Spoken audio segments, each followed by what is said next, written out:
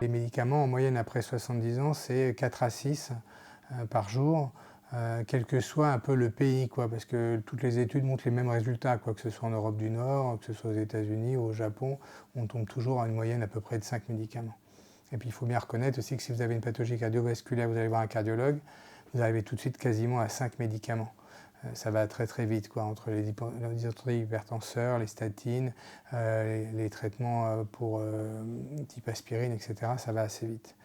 Donc rapidement, les sujets âgés ont plusieurs médicaments avec un risque d'iatrogénie important. Le risque, il semble commencer vraiment au-delà de 7 molécules différentes. C'est vrai que l'idée, c'est quand même de pouvoir diminuer le plus possible, mais on ne peut pas se fixer des objectifs type 3 médicaments, c'est impossible. Ça. Il faut quand même rester avec une certaine logique et une certaine efficacité par rapport aux pathologies. Et donc souvent, quand même, la plupart du temps, les médicaments sont justifiés et il faut arriver après à être prudent et à respecter les règles de bonne prescription. Il y a tout ce qui est anticoagulant et interaction. Et les interactions entre médicaments sont assez multiples, nombreuses. Il y a tout ce qui concerne le cytochrome P450 au niveau du foie.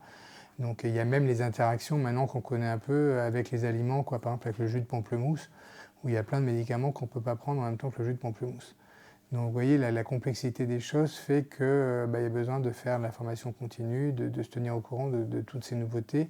Et chez les sujets âgés, ce n'est pas toujours facile de bien analyser toutes les conséquences possibles de la prescription d'un médicament.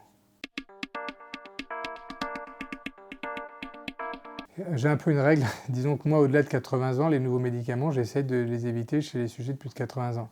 Parce qu'il y a quand même un peu de recul, il y a eu des anti-parkinsoniens, il y a eu des antibiotiques, il y a eu différentes molécules qu'on a mises sur le marché, mais qui n'avaient pas été étudiées au-delà de 80 ans, et on est quasiment sûr que si on a un accident, c'est chez quelqu'un de plus de 80 ans qu'on va l'avoir.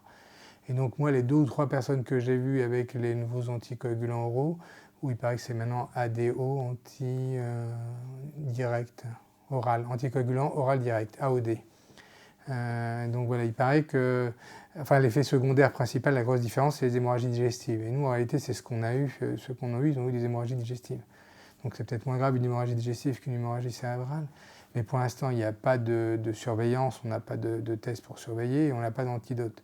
Donc c'est un peu risqué d'aller mettre ça après 80 ans. Mais ça commence à se faire. Et il y a des études qui sont mises en place avec des registres de surveillance chez les gens âgés, notamment par la Société française de gériatrie et de gérontologie, où ils font des études là-dessus.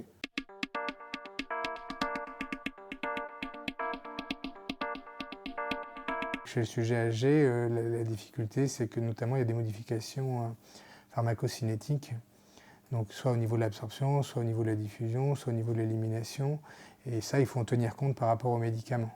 Donc la principale, c'est l'élimination rénale, donc avec le calcul de la clairance de la créatinine.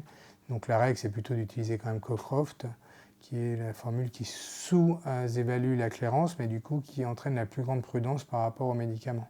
Alors que MDRD, chez le sujet âgé, ça a plutôt tendance à surestimer la clairance, enfin surtout chez la femme de petit poids. Parce que chez l'homme, en règle générale, ça fait à peu près les mêmes calculs, mais chez la femme de petit poids, il y a une grosse différence.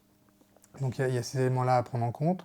Par exemple, le volume de diffusion aussi, on sait qu'avec l'âge, il y a une accumulation de graisse. Donc les médicaments lipophiles ont un volume de distribution plus important et vont s'accumuler.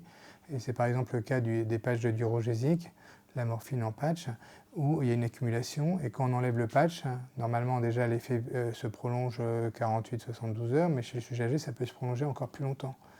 Donc voilà, il y a tout un tas d'éléments comme ça qui sont à connaître et qui sont à mesurer, à évaluer, à être précautionneux au moment où on utilise tel ou tel type de médicament.